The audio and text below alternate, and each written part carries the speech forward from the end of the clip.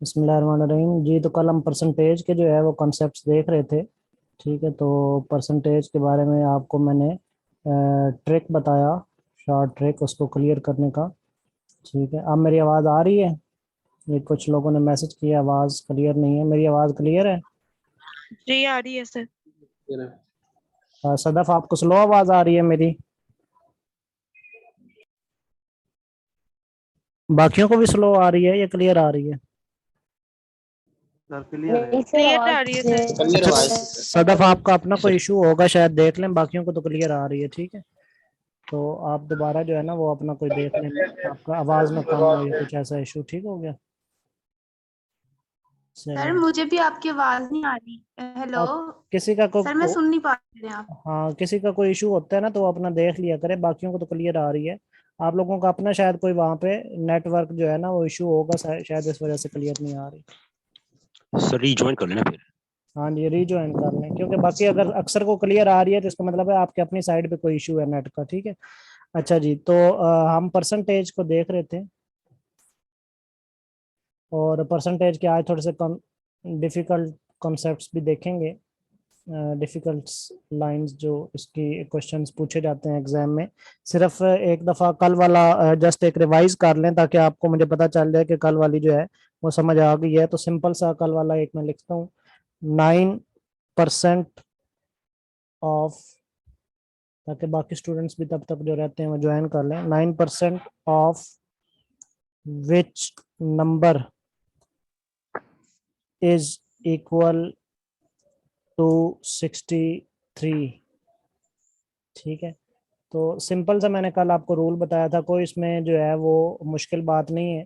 9 की जगह जो है वो हम क्या लिख देंगे, 9 लिख देंगे। ठीक है, परसेंट की जगह, पर की जगह मैंने आपको रूल एक बताया कि पर की जगह हमेशा क्या लगाएंगे, डिवाइड लगाएंगे। आगे डिवाइड। परसेंटेज है ना, तो पर की जगह डिवाइड आ गया। तो सेंट की जगह हम नीचे क्या लगाएंगे, 100% बन जाएगा। ठीक है, ये 100 क्या बन गया, 9% बन गया। ऑफ की जगह मैंने आपको बताया था क्या लगाएंगे, मल्टीप्लाई लगाएंगे। ठीक है, ये जस्ट मैं रिवाइज कर रहा हूँ ताकि अगर कल किसी ने क्लास नहीं भी ज्वाइन की तो उसको भी समझ आ जाए। तो ऑफ की जगह हम क्या लगाएंगे, ज़रब लगाएंगे। ठीक है, विच की जगह हमारे पास क्या आएगा, विच की जगह हमारे पास एक्स आता है। ठीक है, एक्स आएगा। विच मालूम, विच वही होता है ना जो चीज मालूम करनी होती है, तो मालूम करने के लिए हम क्या लगाते हैं, एक्स लगाते हैं। ठीक है, तो ये क्या बन गया, 9/100 मल्टीप्लाई बाय एक्स। ठीक है, इज की जगह मैंने आपको हमेशा बताया है, इज की जगह आप क्या लगाएंगे, इक्वल टू। ठीक है, इज इक्वल टू। और आगे 63 लिखा हुआ है तो 63 का 63 लिख देंगे। अब आपकी इक्वेशन बन गई है। जस्ट इक्वेशन बनाना जो है वो मुश्किल होती है, बाकी चीज आगे जो है वो हल हो जाती है। ठीक है, इक्वेशंस को कैसे सॉल्व करते हैं ये आपको अच्छे तरीके से क्लियर हो जाना चाहिए। ठीक है, अब एक्स जो है वो ज़रब लेगा 9 से, तो क्या बन जाएगा, 9x। ठीक है, ये x ने इधर 9 से ज़रब ली तो 9x बन गया बटा 100 बन गया। ठीक है, इज इक्वल टू बन गया 63 बन गया। ठीक है, अब x को जो है वो अपनी जगह पे रहने दें। और ये रूल ये होता है, कुछ बेसिक स्टूडेंट्स भी कल मैंने नोट किया था, बेसिक लेवल पे भी हैं। ये रूल मैं दोबारा एक दफ़ा रिपीट कर देता हूँ। ये इक्वल टू जो है ना ये दरमियान में है। ठीक है, ये इक्वल टू के इस तरफ अगर कोई चीज x के साथ या y के साथ ज़रब खा रही है तो वो दूसरी तरफ जाके जो है वो क्या हो जाएगी, वो बटे में चली जाएगी। सॉरी, ये 63 है, मैंने 60x लिख दी है, तो ये 63 है। ठीक है, अच्छा जी, दूसरी तरफ जाके वो क्या हो जाएगी, डिवाइड हो जाएगी। और अगर इस तरफ एक तरफ कोई चीज डिवाइड हो रही है तो दूसरी तरफ जाके क्या हो जाएगी, मल्टीप्लाई हो जाएगी। ठीक है, अब 9 जो है वो x के साथ मल्टीप्लाई हो रहा है तो इधर जाके क्या हो जाएगा, डिवाइड हो जाएगा बराबर के दूसरी तरफ जाके। और 100 जो है वो इधर डिवाइड हो रहा है बराबर के एक तरफ, तो बराबर के दूसरी तरफ जब जाएगा तो 100 जो है वो क्या हो जाएगा, मल्टीप्लाई हो जाएगा। ठीक है, ये मल्टीप्लाई हो जाएगा। अब ये जो है ये चीजें ऑटोमेटिकली खत्म हो जाती हैं फिर। ठीक है, इस तरफ क्योंकि ये भी जैसा इधर होता है इसी तरह इधर भी होता है एक्चुअली जो है ना, वो इधर भी जो है वो आपका क्या नाम है, इसको इसी इसी को हम 9 से डिवाइड करेंगे और 100 से मल्टीप्लाई करेंगे। जैसे उधर किया है ना, 100 से मल्टीप्लाई किया और 9 से डिवाइड किया है, तो एक्चुअली ये इधर भी होता है। ठीक है, तो ये खत्म क्यों हो जाता है, 9 जो है वो 9 से काट जाता है, और ये 100 जो है ये 100 से काट जाता है, इसलिए इधर वाली चीजों को हम नोट ही नहीं करते, ये ऑटोमेटिकली हम क्या कर देते हैं, खत्म कर देते हैं। ठीक है, डिवाइड और मल्टीप्लाई एक्चुअली दोनों तरफ होता है, लेकिन इधर वाली चीजों को इसलिए नोट नहीं करते चूंकि ये ऑलरेडी खत्म हो जाता है। अब ये यहाँ पे आया तो 9 7s are 63 और 100 7s are 700, तो x की वैल्यू हमारे पास आ गई 700। जी स्टूडेंट्स, अब मैंने डिटेल में जो है वो आपको बेसिक कॉन्सेप्ट भी बता दिया कि कैसे कट करते हैं। कल मैंने कुछ चैट्स पढ़ी थी और चैट में मुझे लग रहा था कि कुछ स्टूडेंट्स के ना बेसिक भी वीक हैं, इसलिए जो है वो मैंने इसको दोबारा रिपीट किया है। ठीक हो गया, चलें जी। तो उसके बाद हम नेक्स्ट देखते हैं, यहाँ तक आपको अब कॉन्सेप्ट जो है वो क्लियर होगा। अब आते हैं, चलें अब आप मुझे बताएं, मैं अब आपसे को थोड़ा इन्वॉल्व करता हूँ, ठीक है, ताकि आप लोग भी इसमें शामिल हों। एक बेसिक सा है, तो वैसे क्वेश्चन इतना बड़ा कोई नहीं है, ये भी बेसिक सही है, लेकिन आपको क्लियर हो जाए। एक्सप्रेस, ये भी आया हुआ था एक पेपर में, तो मैं कहा चलो क्लियर हो जाए। Express 5% as fraction and decimal. जी इसको कैसे करेंगे, express 5% as fraction and decimal. Sir 5 divided by 100। Fraction किसे कहते हैं, फ्रैक्शन कहते हैं ये जो डिवाइड करके हम करते हैं ना, उसको फ्रैक्शन कहते हैं। डेसिमल किसे कहते हैं, पॉइंट की फॉर्म में जो लिखते हैं, जो डिवीजन की फॉर्म में लिखते हैं वो फ्रैक्शन कहलाती है, जो पॉइंट की फॉर्म में लिखते हैं वो डेसिमल कहलाते हैं। ठीक है, तो 5% को फ्रैक्शन में कैसे लिखेंगे, 5, और पर की जगह 0.05 एग्जैक्टली पर की जगह क्या लगाएंगे, डिवाइड, और सेंट की जगह 100। तो ये क्या लिखा गया, 5% लिखा गया, तो ये क्या कहलाएगा, फ्रैक्शन कहलाएगी या डेसिमल कहलाएगा। ठीक है, दिस इज कॉल्ड फ्रैक्शन। और इसी को अगर डेसिमल में कन्वर्ट करेंगे तो डेसिमल में आपका आंसर ये क्या आ जाएगा, 0.05। इसको आप तकसीम करेंगे ना, 5 अंदर रख के 100 से तकसीम करेंगे तो 0.05 जो है ये जो आंसर आएगा ये किस में आएगा, डेसिमल में। तो इसका सिंपल सा ये आंसर है। ठीक है, तो इसमें ज्यादा कंफ्यूज होने वाली बात नहीं है। नेक्स्ट देखते हैं। उसके बाद इसी कंसेप्ट को थोड़ा आप कम्प्लेक्स जो आपने पढ़ ली है परसेंटेज को, उसको थोड़ा कम्प्लेक्स लेवल पे आप स्टडी करते हैं। ठीक है, तो यहाँ पे देखते हैं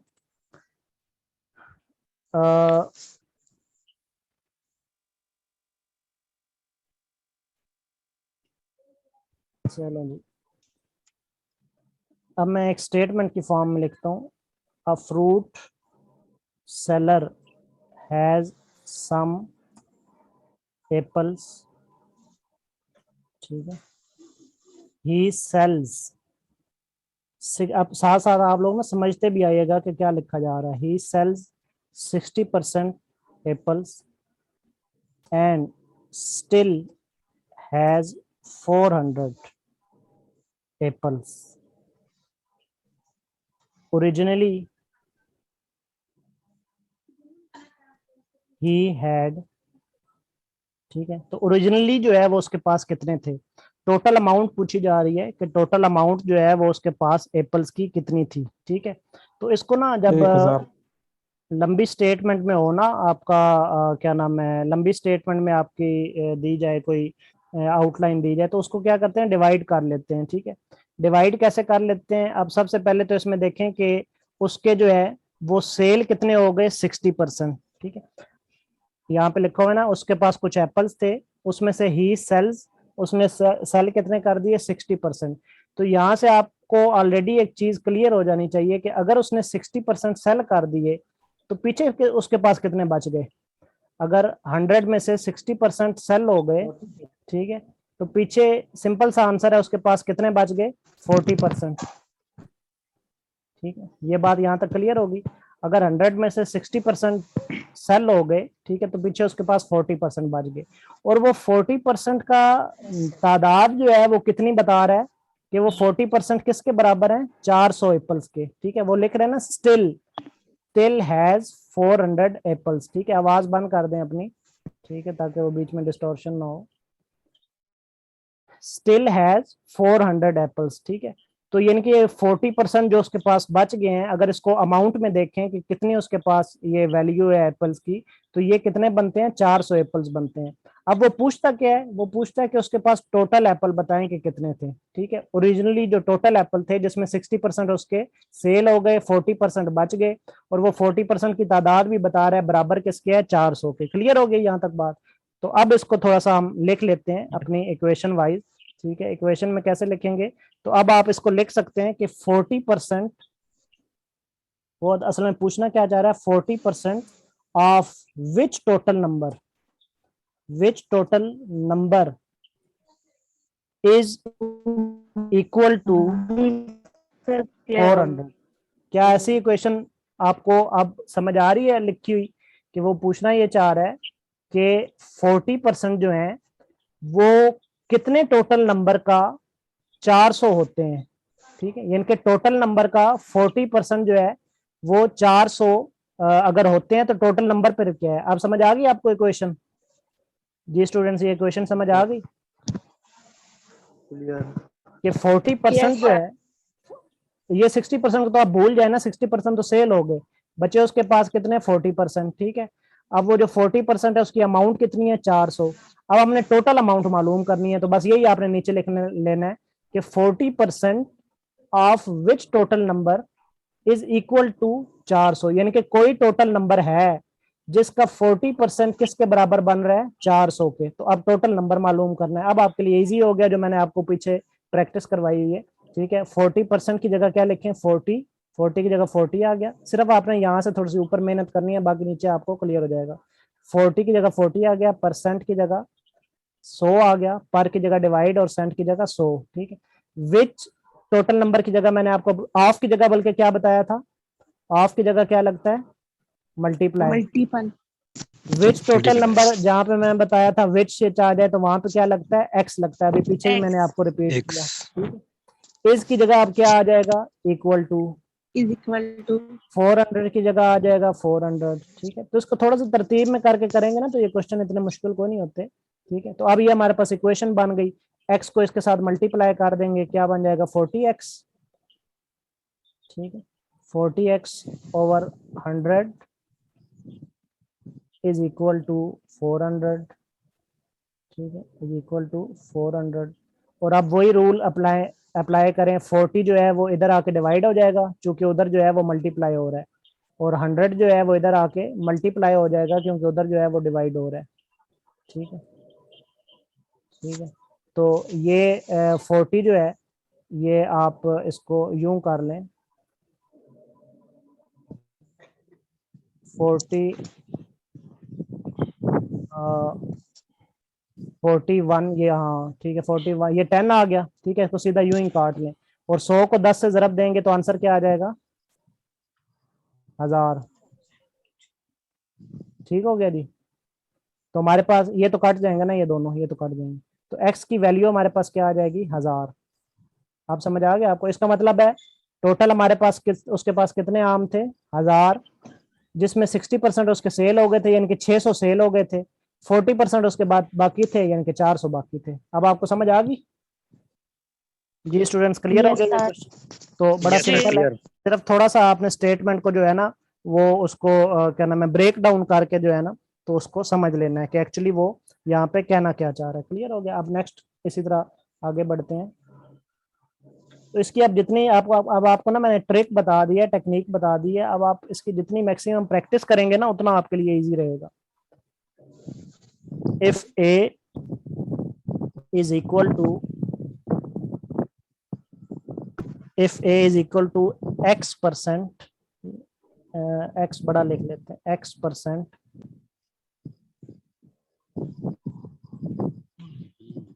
of y and b is equal to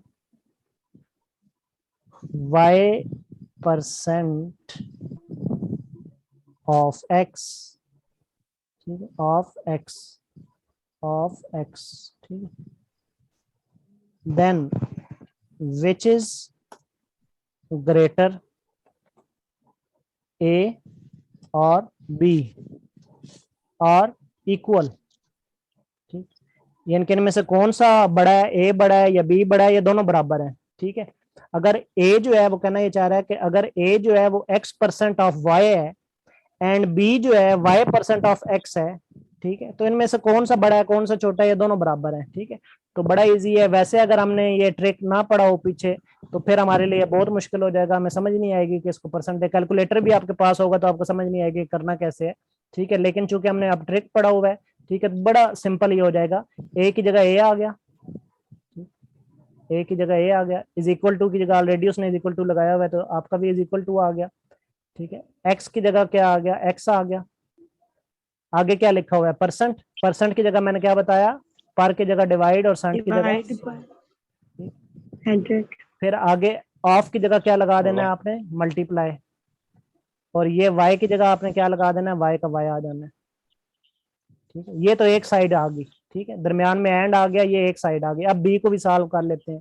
वो कह रहा है b जो है वो a जो है इसकी इक्वल है और b किसकी इक्वल है, b is equal to y की जगह y आ गया, उसके आगे परसेंट लिखा हुआ है तो पर की जगह डिवाइड आ गया और सेंट की जगह 100 आ गया, परसेंट बन गया।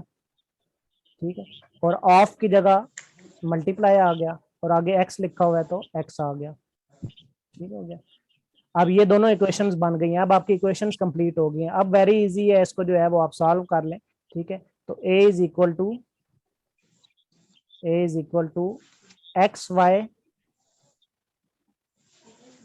ओवर 100, यूं बन, क्योंकि x जो है वो y के साथ मल्टीप्लाई होगा तो एक्स वाई बन जाएगा। And b is equal to, b जो है वो भी एक्स वाई ओवर 100 बन जाएगा। b is equal to equal X आ वाई जाएंगे। ओवर 100। जी आप बताएं, ये दोनों बराबर हैं, छोटे बड़े हैं या क्या है, ए और बी बराबर हैं या छोटे? इक्वल आ ये जाएंगे। तीसरा ऑप्शन जो है, हाँ एग्जैक्टली वो यही तीनों जो है ना वो नीचे ऑप्शन में दे देगा। ठीक है, पहले लिखेगा ए इज ग्रेटर देन बी, दूसरे ऑप्शन में लिखेगा बी इज ग्रेटर देन, अक्सर आपको ऐसे एमसीक्यूज आए होते हैं। ठीक है, नीचे लिख देगा बी इज ग्रेटर देन ए, और तीसरे में लिख देगा ए इज इक्वल टू बी, और चौथे में लिख देगा नन ऑफ अबव। ठीक है, इस तरह का लिख देगा। तो आपने किस पे टेक करना है, ए इज इक्वल टू बी। जी क्लियर हो गया, ये भी बड़ा सिंपल होता है। देखें थोड़ा सा आपने, जी जी जो बी है आपने इसका जवाब लिखा है एक्स वाई ओवर 100, जी जी इसको वाई एक्स ओवर 100 लिख सकते देखें क्या नाम है, 5 मल्टीप्लाई बाय 6 हो या 6 मल्टीप्लाई बाय 5 हो तो क्या आंसर में कोई फर्क पड़ जाएगा? नो सर, फर्क नहीं पड़ेगा ना। अगर 5 मल्टीप्लाई बाय 6 करें या 6 मल्टीप्लाई बाय 5 कर दें तो आंसर तो सेम आएगा ना। इसी तरह आप वाई एक्स लिख लें या एक्स वाई लिख लें तो आंसर वही है। सर और साइंस में वैसे भी एक डोमिनेंट होता है और एक होता है। हाँ जी, सिस्टम तरतीब होता है, में तो तरतीब डोमिनेंट में लिखेंगे ना एक्स वाई तो वही नीचे clear होगा। 100 ये देखना चाहिए, नीचे वाले बराबर हैं ये देखना चाहिए बस। हाँ जी एग्जैक्टली, समझ आ गई जी वसीम आपको? जी सर, थैंक यू। चलें ठीक है, उसके बाद नेक्स्ट देखते हैं, अगले पे आते हैं नेक्स्ट। अब बोलने के बाद ना अपना माइक बंद कर दिया कहीं, बीच में एमी चोर चोर होती रहती है।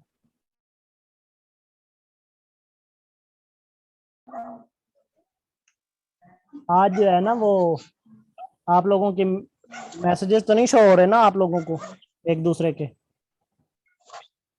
मैसेज शो हो रहे हैं? No sir. No sir. नहीं हो रहे ना।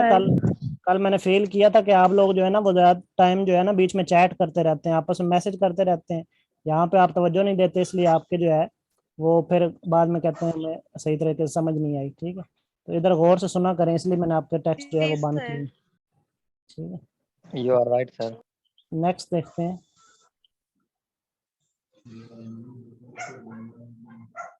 ये आवाज बंद कर दें।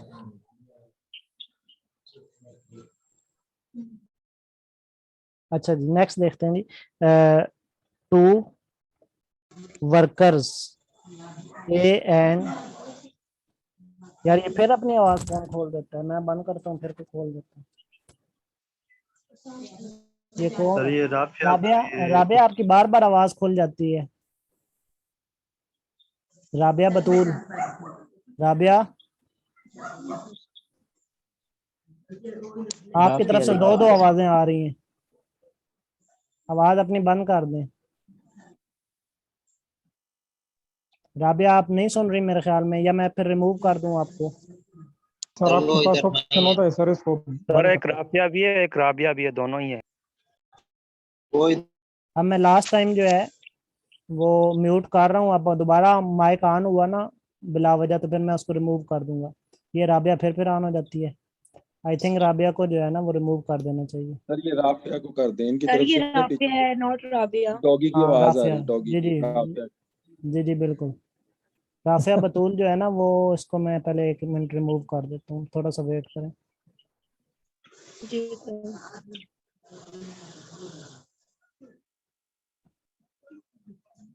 चलें जी, अब सुकून हो जाएगा। हाँ देखा, आप सुकून हो गया। चलें जी नेक्स्ट देखते हैं।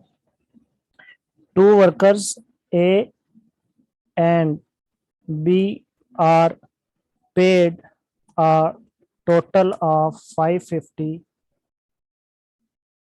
rupees per week by their company.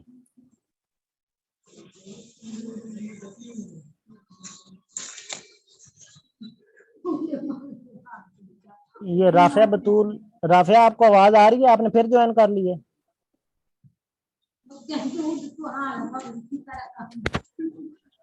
Hello Rafia, कौन है राफिया?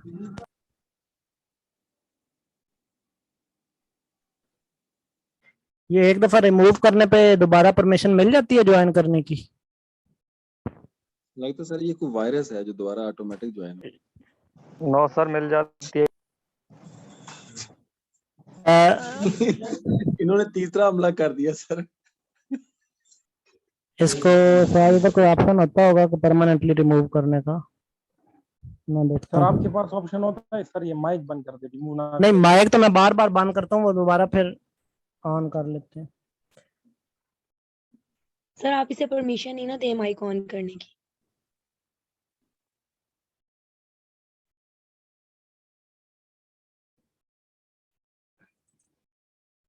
सर इन लोगों को वार्निंग दें और फिर बाद में इनको परमानेंटली रिमूव। जी ये देखते हैं कौन है राबिया, ये फर्स्ट टाइम इस तरह वो कर रही है डिस्टरबेंस, या उसको पता नहीं है ठीक है सही तरह चलाने का। मेरे ख्याल उनको रियाजी से नफरत है। सर शायद क्लास में नहीं है वो भी। हाँ जी चलें, आप देखते हैं एक दफा दोबारा, वो भी ले रहे। देखते हैं जी दोबारा एक दफा रिमूव तो किया है मैंने, देखते हैं। अच्छा जी, बाय देयर कंपनी, और फिर उसके बाद जो है A gets 120%।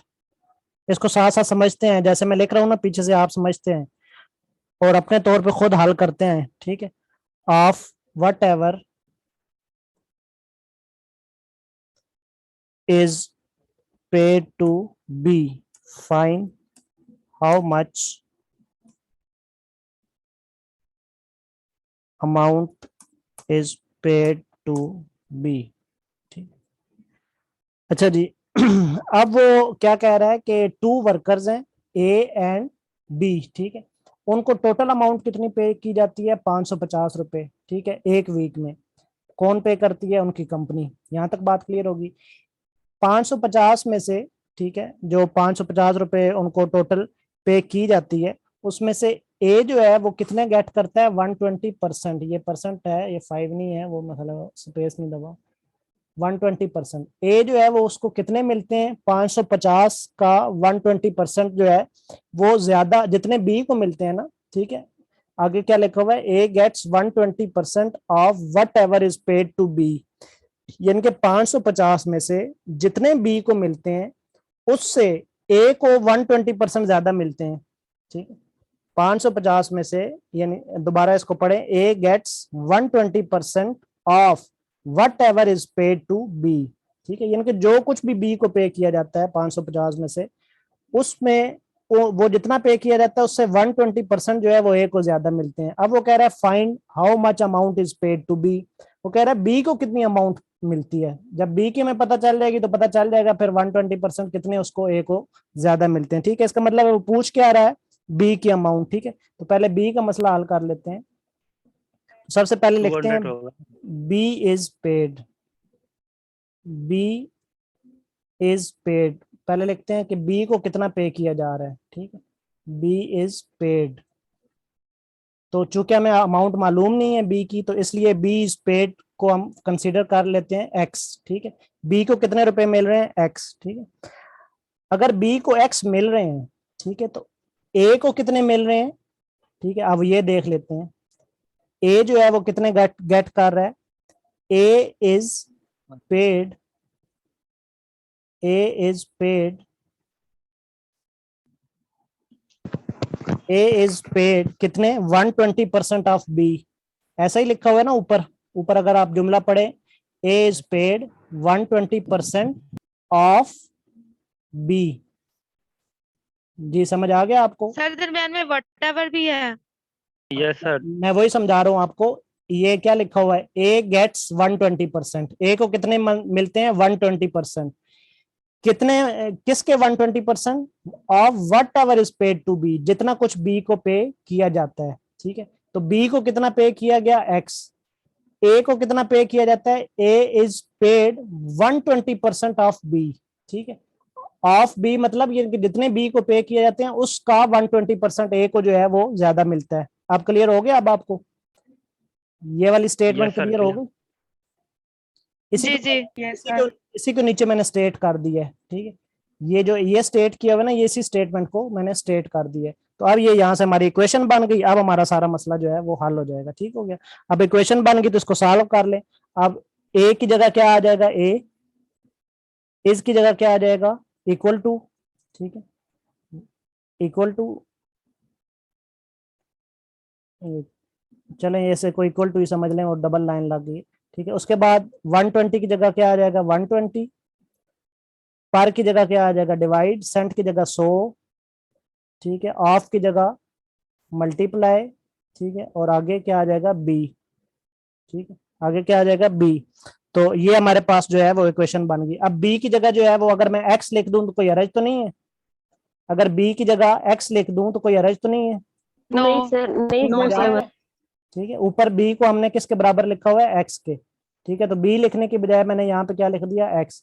A is equal to 120/100 multiply by X, ठीक हो गया। तो अब इसको कर लें आप, तो ये क्या बन जाएगा, इज इक्वल टू, ये थोड़ा सा माउस डिस्टर्ब कर रहा है, इज इक्वल टू 120 एक्स, 120, क्योंकि एक्स जो है ऊपर मल्टीप्लाई हो जाएगा 120 के साथ, ओवर क्या आ जाएगा 100, ठीक है, ओवर क्या आ जाएगा 100, ठीक है।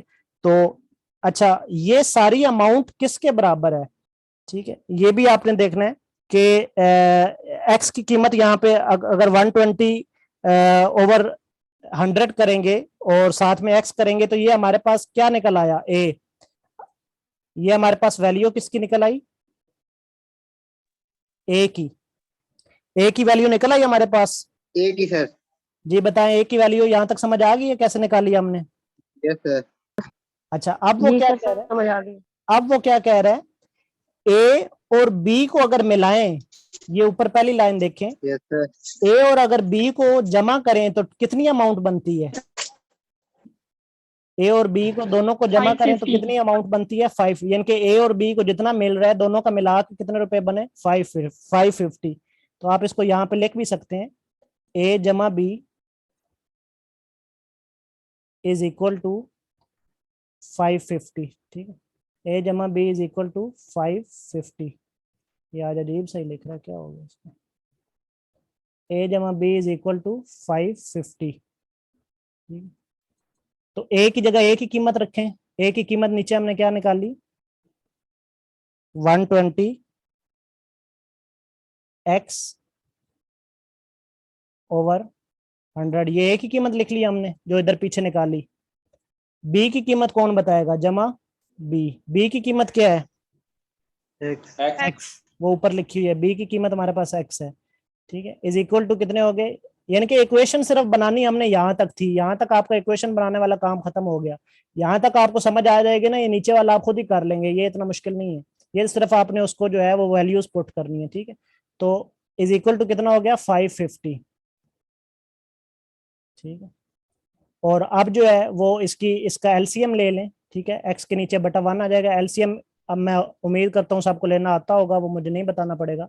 तो नीचे 100 आ जाएगा। ठीक है, अगर किसी को नहीं आता एलसीएम लेना तो वो पहले एलसीएम खुद जो है वो सीख ले। ठीक है, 100 एक बार 100 और एक को 120 से ज़रब देंगे तो 120x आ जाएगा, 120x, और जमा क्या आ जाएगा, 100 बार 100 और 100 को ऊपर वाले से ज़रब देंगे तो 100x आ जाएगा। ठीक है, अब ये एलसीएम मैंने यहाँ पे नहीं बताना कि कैसे लिया जाता है, अगर नहीं आता तो ये आपको खुद सीखना पड़ेगा। ठीक है, इज इक्वल टू 550। ठीक है, क्योंकि एलसीएम बड़ा बेसिक कॉन्सेप्ट है, तो अगर छोटे छोटे बेसिक कॉन्सेप्ट भी मैं यहाँ पे एक्सप्लेन करने लग जाऊँ तो फिर तो इधर ही हम खड़े रहेंगे। ठीक है, तो अब 120 प्लस 100 कितना हो गया, 220x। 220 ठीक है, 220x यानी कि 120x प्लस 100x होगा सर। क्या चीज? सर एक्स नहीं होगा यहाँ? नहीं, एक्स स्क्वायर तब होता है जब मल्टीप्लाई, एक्स स्क्वायर तो तब होता है जब दरमियान में मल्टीप्लाई हो। अब तो जमा हो रहा है। Yes sir. अगर तो दरमियान में मल्टीप्लाई हो ना तो फिर एक्स स्क्वायर होता है, अगर जमा हो तो सिर्फ ये वैल्यूज जमा होती हैं और एक्स कॉमन हो जाता है। समझ आ गई है जी? जी सर। जिन्होंने पूछा उनको समझ आ गई है? Yes sir. चलें ठीक है, तो ये 120x जमा 100x, जिस तरह मैं आपको मिसाल दूं, 120 बोटल्स और 100 बोटल्स कितनी हो जाएंगी? 220 बोटल्स ही होंगी ना, बोटल तो हम एक ही दफा बोलेंगे, और काउंटिंग क्या होगी, 120 और 100 की होगी। ठीक है, बात क्लियर होगी? तो ये 220x बटा 100 आ गया और इज इक्वल टू 5। अब इसको आप खुद ही सिंप्लीफाई कर लें। ठीक है, 550 यानी कि x को उधर ही रहने दें। ठीक है, मल्टीप्लाई करने से होगा जी सर? एक्स स्क्वायर जब आएगा तो वो जस्ट मल्टीप्लाई करने से होगा, एडिशन में नहीं हम लगाएंगे। नहीं, एडिशन में एक्स स्क्वायर नहीं आता, एडिशन में एक्स कॉमन होता है और सिर्फ वैल्यूज ऐड होती हैं। ये दो वैल्यूज ऐड हो जाएंगी और एक्स कॉमन हो जाएगा। जिस तरह अभी मैंने आपको बताया कि 100 बोतलें और 100 बोतलें कितनी हो गई, 200 बोतलें ही हुई ना, 200 बोतलें तो नहीं कहेंगे ना। समझ आ गया? Yes sir. अच्छा जी, तो x इज इक्वल टू क्या आ गया, उधर जो है वो 550 है, तो इधर से 220 जो है वो डिवाइड चला जाएगा ये इस तरफ से, और 100 जो है वो दूसरी तरफ जाके मल्टीप्लाई हो जाएगा। ये अब आपको ये चीज़ें यहाँ से बिल्कुल क्लियर हो जानी चाहिए। ये सिफर जो है वो इससे कट गया, और ये कट कटा के बताएं जी कितना आता है भला? ये सर 250 250 आ जाएगा।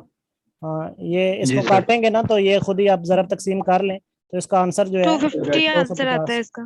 ठीक है, इसको आप खुद ही काटेंगे तो ये आपका आंसर नीचे आ जाएगा 250। क्लियर हो गया क्वेश्चन? हमारे पास बी की वैल्यू क्या निकल आई? बी की वैल्यू उसने पूछी थी ना कि बी को जो है वो कितने मिलते हैं, तो बी को 250 मिलते हैं। जी स्टूडेंट्स, हो गया क्वेश्चन। नेक्स्ट चलें, चलिए नेक्स्ट देखते हैं। अपनी आवाज बंद कर दें, नेक्स्ट देखते हैं।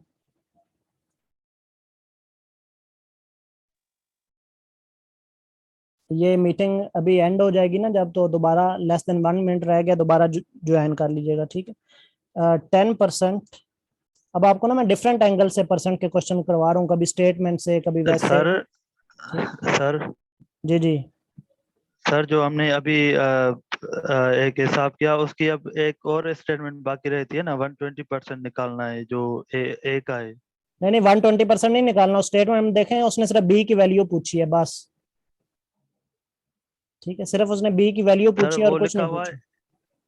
A gets 120% of whatever is paid to B, तो हाँ, सर तो वो 120% सर ने करवा दिया ना, वो तो करवा दिया ना, उसके नीचे